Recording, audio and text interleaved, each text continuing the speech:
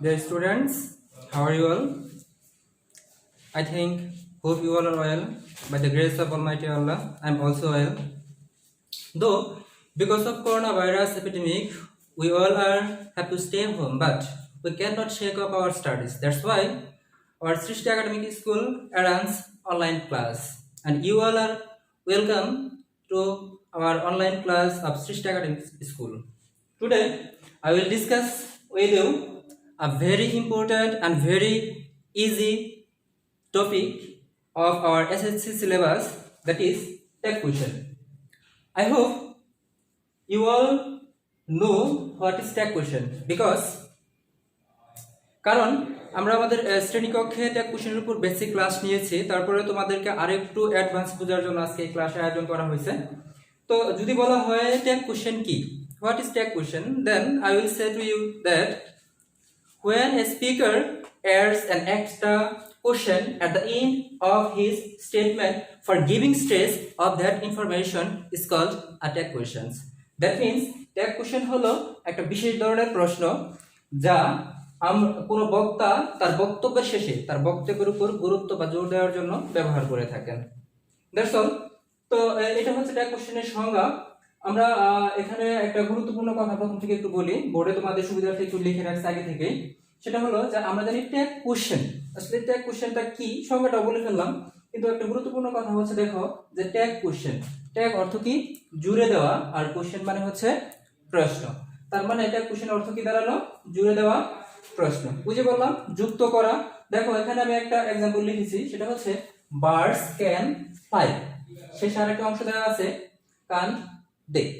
এখন আমি যদি তোমাকে, আমরা ক্লাসে অনেক সময় বলে থাকি এই ছেলে তুমি পড়া শিখো নাই, ঠিক? এই যে আমি তোমাকে বললাম এই ছেলে তুমি পড়া শিখো নাই, এই প্রশ্নটাকে, এই কথাটাকে আমি জোর দেওয়ার জন্য কিন্তু তখন আমি বলছি ঠিক, তাই না? এই যে তাই, এই যে বলে থাকি আমরা, এইটা আসলে ট্যাগ কোশ্চেন। এখানে এরকম বলা হচ্ছে বার্ডস ক্যান ফ্লাই, পাখি উড়তে পারে, কানতে, তারা কি উড়তে পারে না? এটা হচ্ছে ট্যাগ কোশ্চেন। যাই হোক, ট্যাগ কোশ্চেনে আমরা জানি ট্যাগ কোশ্চেনে দুইটা অংশ থাকে, সেটা হচ্ছে একটা হচ্ছে স্টেটমেন্ট,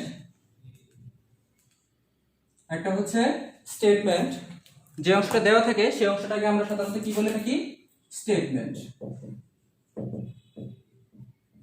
আর আমাদের নতুন যে অংশটা যুক্ত করতে হয় বা যোগ করতে হয় সেটাকে বলা হয় ট্যাগ কোশ্চেন বা কোশ্চেন ট্যাগ।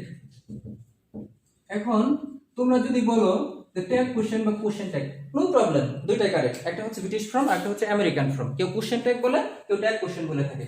যাই হোক, তাহলে যে অংশটা দেওয়া থাকে তাকে আমরা বলবো স্টেটমেন্ট, আর যে অংশটাকে দেওয়া আমাদের নতুন যোগ করতে হয় সেটা হচ্ছে tag question.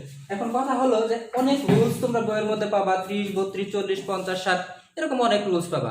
But I think যদি তোমরা, এখানে আমি জাস্ট 5টা বিষয় লিখে দিচ্ছি, দেখো মনে রাখতে হবে, 5টা বিষয় ভালো করে মনে রাখতে পারো, আর আমার ক্লাসটা সম্পূর্ণ দেখো, মনে হয় যে তোমাদের আর অন্য কোনো রুলস করার দরকার হবে না। দেখো 1 নম্বর আমাদের কি করতে হবে, মনে রাখতে হবে যে 1 নম্বরে স্টেটমেন্ট ও ট্যাগের মাঝখানে কমা দিতে হবে। তার মানে যে স্টেটমেন্টটা থাকবে তারপর তুমি যতটুকু অংশ যোগ করবে সেখানে আমাদের এখানে কি দিতে হবে, কমা। নাম্বার 2, স্টেটমেন্টটি অ্যাফার্মেটিভ হলে, তার মানে যে অংশটা দেওয়া থাকে সেটা যদি হাবোধক হয় তাহলে আমাদের ট্যাগ হবে কি নেগেটিভ। কিন্তু স্টেটমেন্টটি নেগেটিভ হলে, তার মানে কি যে অংশটা দেওয়া থাকবে সেটা যদি নেগেটিভ হয় তাহলে আমাদের ট্যাগ হবে কি অ্যাফার্মেটিভ। স্টেটমেন্টটি অ্যাফার্মেটিভ হলে ট্যাগ হবে নেগেটিভ, কিন্তু স্টেটমেন্টটি অ্যাফার্মেটিভ, সরি রিপিট হয়ে গেছে, স্টেটমেন্টটি নেগেটিভ হলে ট্যাগ হবে অ্যাফার্মেটিভ। বড় স্টেটমেন্টটি নেগেটিভ হলে ট্যাগ হবে অ্যাফার্মেটিভ। আর 3 নাম্বার, স্টেটমেন্টে সবসময় নটের contracted form, that means short form, যেমন এনওটি নট, এই নটের শর্ট ফর্ম হচ্ছে কি এনএপি, টি নট। এই কন্ট্রাক্টেড ফর্মটা আমাদের সবসময় ব্যবহার করতে হবে। ট্যাগে সবসময় সাবজেক্টের প্রোনাউন বসে, ট্যাগে সবসময় সাবজেক্টের প্রোনাউন বসবে। 5 নম্বরে যেটা আমাদের, সেটা হচ্ছে ট্যাগের শেষে অবশ্যই একটা কোশ্চেন মার্ক বা নোট অফ ইন্টারোগেশন অথবা প্রশ্নবোধক চিহ্ন আমাদের ব্যবহার করতে হবে। এই 5টার একটা বৈশিষ্ট্য যদি কোনো একটা সেন্টেন্সে মিসিং হয়ে যায় তাহলে মনে রাখবে যে ট্যাগ কোশ্চেন আমাদের হবে না। দ্যাট মিন্স দেখি আমরা একটু যে আমাদের স্ট্রাকচারটা কি দাঁড়ালো? তাহলে প্রথমে দিতে হবে আমাদের স্টেটমেন্ট, তারপর কমা, অক্সিলারি ভার্ব, সাবজেক্ট প্লাস প্রশ্নবোধক চিহ্ন। দেখো একটা एग्जांपल লিখেছি, রহিম ইজ এ গুড বয়। ঠিক এইভাবে আমাদের পরীক্ষার খাতায় দেওয়া থাকবে। তখন আমাদের কি করতে হবে? স্টেটমেন্টটা লিখতে হবে। প্রথমে লিখলাম আমরা statement, Rahim is a good boy, তারপর কি অক্সিলারি ভার্ব, এখানে আছে ইজ।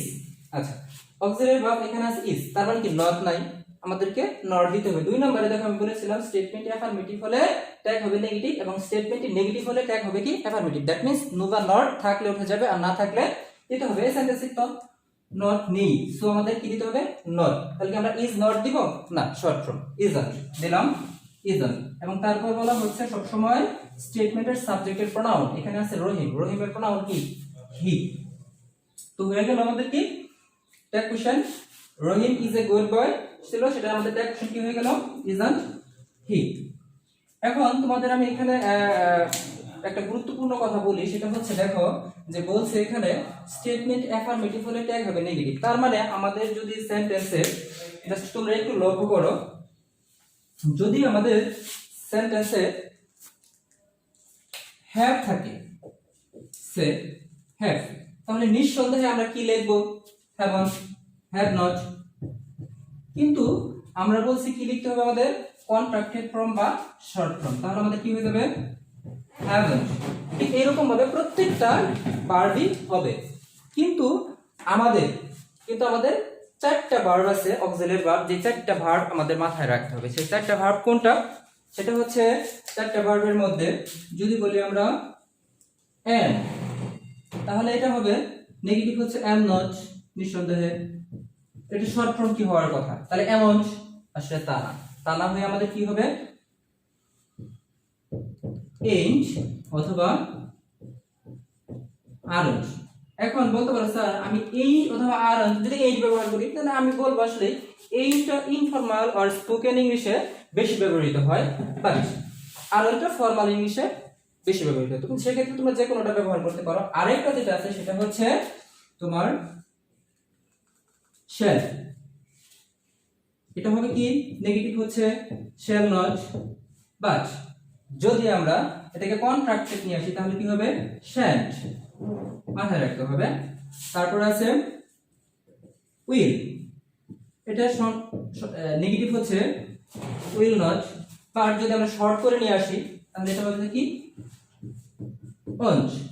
ঠিক আরেকটা সেটা হচ্ছে can, ওকে will এর পরে আছে আমাদের যেটা সেটা হচ্ছে can। যদি ব্যবহার করি আমরা can, এটা নট নেগেটিভ হচ্ছে কি can not, আর এটা শর্ট ফর্ম হচ্ছে, তাহলে দুইটা এর হয়ে যায়, আসলে তা না, এটা হবে কি can't, এটা হবে কি can't। ঠিক আছে, এই 4টা ভার্ব অক্সিলারি ভার্বের সাথে নট যোগ, এটা আমাদের একটু খেয়াল রাখতে হবে বা মনে রাখতে হবে। এখন তারপরে আমাদের যেটা আসছে সবচেয়ে গুরুত্বপূর্ণ যে বিষয়টা, যে অ্যাফার্মেটিভ নেগেটিভ গেল, তারপর যেটা সবসময় সাবজেক্টের প্রোনাউন। সাবজেক্টের প্রোনাউনের ক্ষেত্রে তোমাদেরকে একটু খেয়াল রাখতে হবে সবসময় যে কিভাবে সাবজেক্টের প্রোনাউনগুলা চেঞ্জ করতে হয়। দেন আমি তোমাদের এখন যেটা বলবো, তো তোমরা সেটা খাতায় উঠাবা, তবে আমার সাথে সাথে প্রথমবার শোনার পরে আমার সাথে সাথে না বললেও চলবে, তো দ্বিতীয়বার যখন আমাদের ক্লাসটা শুনবা তখন তোমরা এটা সাথে সাথে বলতে হবে, দেখবা তারপর আর তোমাদের ভুল হচ্ছে না। কিভাবে? যদি পুশ করে হয়েছে एग्जांपल দিয়ে বলে দিচ্ছি। তো আমরা একটা एग्जांपल আলোচনা করলাম।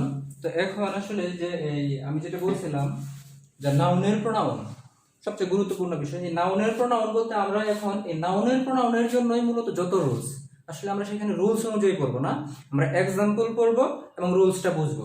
যেমন দেখো এক নাম্বার, এই নাম্বারে আছে রিমন ইজ মাই ব্রাদার। আমি কি বলেছিলাম? যদি ইজ থাকে দ্যাট মিন্স অ্যাফার্মেটিভ থাকে, নো বা নট না থাকে তাহলে আমাকে নো বা নট দিতে হবে। আচ্ছা, নট নাই তাহলে isn't, isn't Rimon masculine gender, বা যদি পুরুষবাচক সিঙ্গুলার কোনো নাউন হয় তাহলে তারপর নাউন আমরা জানি কি হয়? হি হয়। কিন্তু এখানে পুরুষবাচক না হয়ে রিমন না হয়ে সাপোজ যদি হইতো রিমা, সেক্ষেত্রে কি হয়ে যেত? শি। ঠিক আছে, সো এখানে কি আছে? রিমন, তো কি হয়ে যাবে? ইজন্ট হি। আরেকটা জিনিস এখানে মনে রাখবা, সেটা হচ্ছে মানুষ ব্যতীত অন্য যে কোনো প্রাণীর নাম, যাকে তোমাদের বইয়ের ভাষায় বলা আছে ইতর শ্রেণীর প্রাণী। তো মানুষ ব্যতীত যে কোনো প্রাণীকে বলা হয় ইতর শ্রেণীর প্রাণী। আর এই প্রাণীর নাম যদি থাকে, অলওয়েজ তাদের প্রোনাউন কি হবে? ইট হবে, এবং সেটা যদি কি হয়? সিঙ্গুলার হয়। So his name is Rimon. His name is Rimon, আমরা বলছিলাম রিমন ব্যক্তি, বাট এখানে সাবজেক্ট কি আছে? His name. তার নাম কিন্তু ব্যক্তি না, সে ব্যক্তি বাট তার নাম ব্যক্তি না, যার কারণে এটা কি? এটা কি? His name. এটা কি? এটা কি? নাউন। আচ্ছা, হিজ নেমটা এটা হচ্ছে একটা অ্যাবস্ট্রাক্ট নাউন। আমরা জানি যদি কোনো সাবজেক্ট আনকাউন্টেবল নাউন হয় বা অ্যাবস্ট্রাক্ট নাউন হয় বা ম্যাটেরিয়াল নাউন হয়, মাথায় রাখবা কোনো সাবজেক্ট যদি আনকাউন্টেবল নাউন, অ্যাবস্ট্রাক্ট নাউন বা ম্যাটেরিয়াল নাউন হয়, তবে তার প্রোনাউন অলওয়েজ কি হবে? ইট হবে, হিজ নেম। তাহলে কি? হি ব্যক্তি কিন্তু তার নাম ব্যক্তি না, যার কারণে এটা কি হয়ে যাবে? Isn't it. আচ্ছা, তারপর দেখো, তাহলে এখানে কি দাঁড়ালো? যদি কোনো সাবজেক্ট আনকাউন্টেবল নাউন হয়, দ্যাট মিন্স ম্যাটেরিয়াল নাউন বা অ্যাবস্ট্রাক্ট নাউন হয়, তবে তার প্রোনাউনটা অলওয়েজ কি হবে?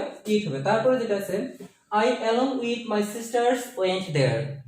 এখন দেখো যে এই ধরনের সেন্টেন্সগুলো সাধারণত তোমরা কনফিউজ হয়ে যাও।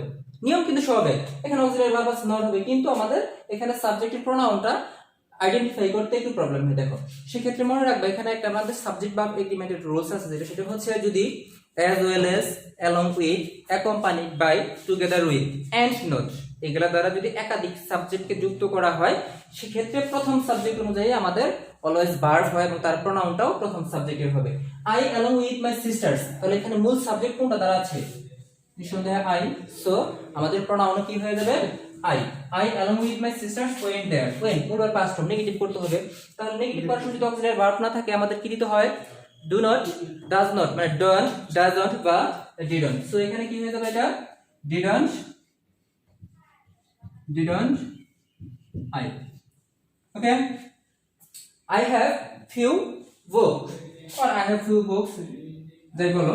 সেক্ষেত্রে দেখো যে তোমাদের আমি কিছু এক্সাম্পল কিছু আছে, ওয়ার্ড আছে নেগেটিভ ইন্ডিকেটর, যেমন hardly, scarcely, seldom, few, little, rarely, barely. আমি কিন্তু আগেই বলেছি যে আমি যে রুলস গুলা বলবো, এটা প্রথমবার দেখার সময় আমার সাথে না বললেও চলবে, বাট সেকেন্ড টাইম যখন তোমরা দেখবা আমার সাথে সাথে বলবা, দেখবা কখনোই ভুল হবে না। Hardly, scarcely, seldom, few, little, rarely, barely, এগুলো হচ্ছে নেগেটিভ ওয়ার্ড। যেমন এখানে আছে কি? আই হ্যাভ ফিউ বুক, আমার অল্প বই আছে, তাহলে কি এটা নেগেটিভ ওয়ার্ড? যেটা নেগেটিভ, তার মানে কি হ্যাভ অন আই হবে না হ্যাভ আই হবে? নিঃসন্দেহে কি হবে?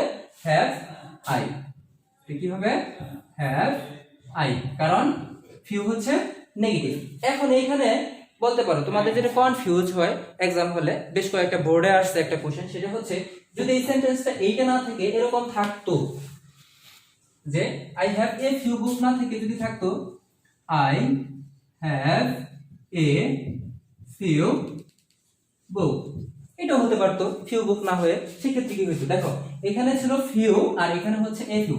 সেক্ষেত্রে মনে রাখতে হবে এই অ্যাডজেক্টিভ গুলার তিনটা করে ব্যবহার হয়, few, a few, the few.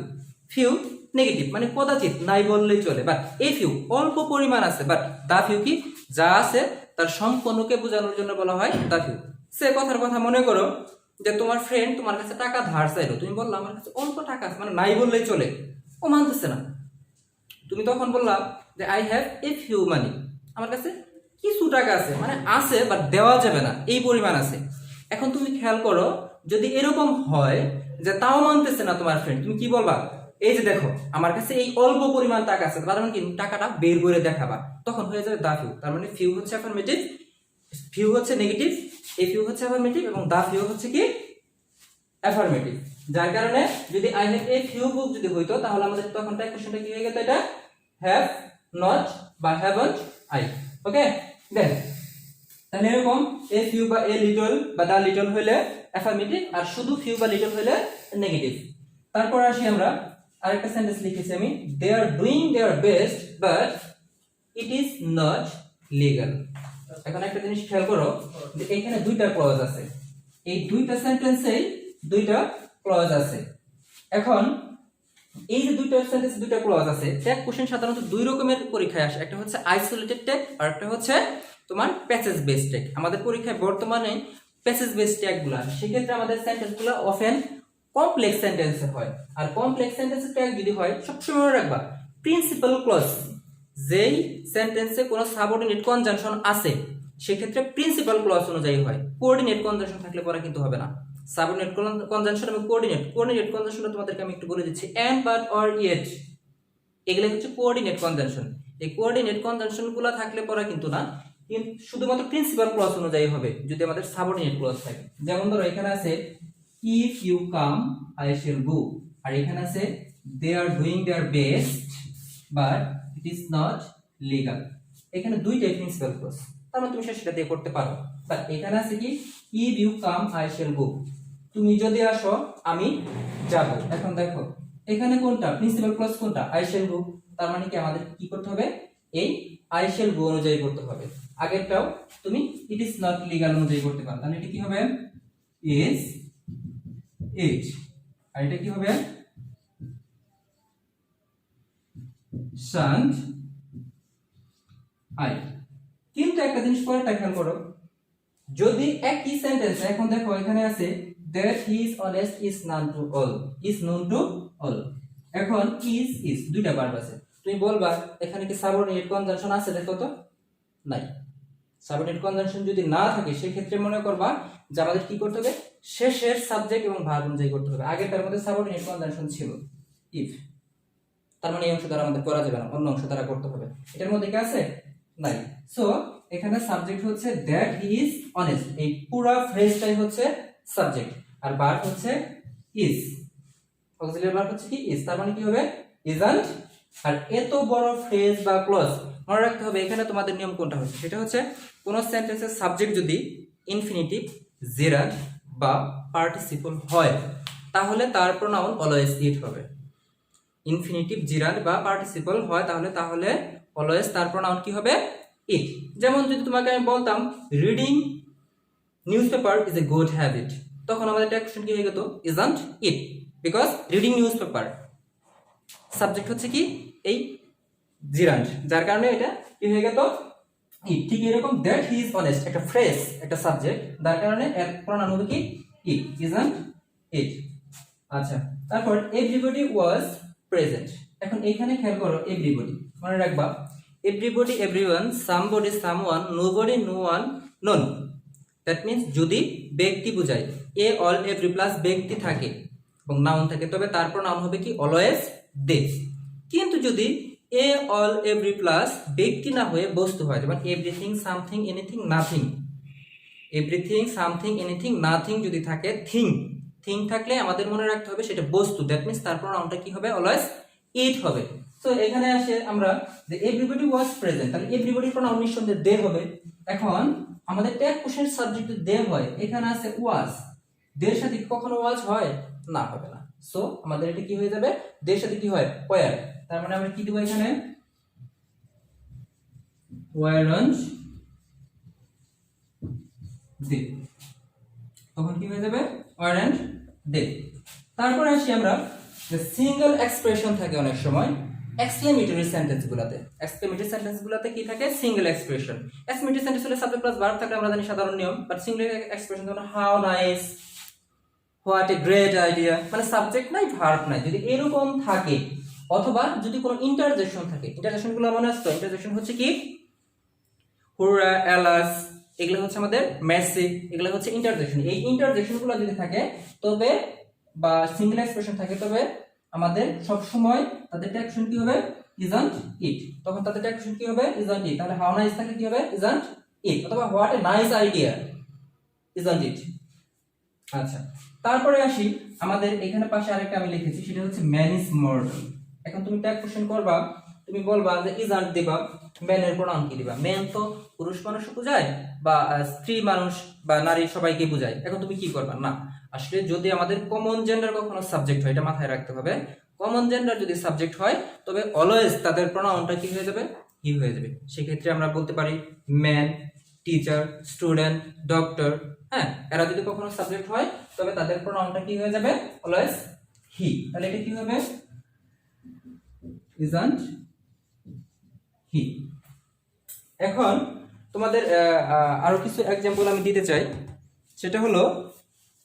সেটা হলো যে তোমাদের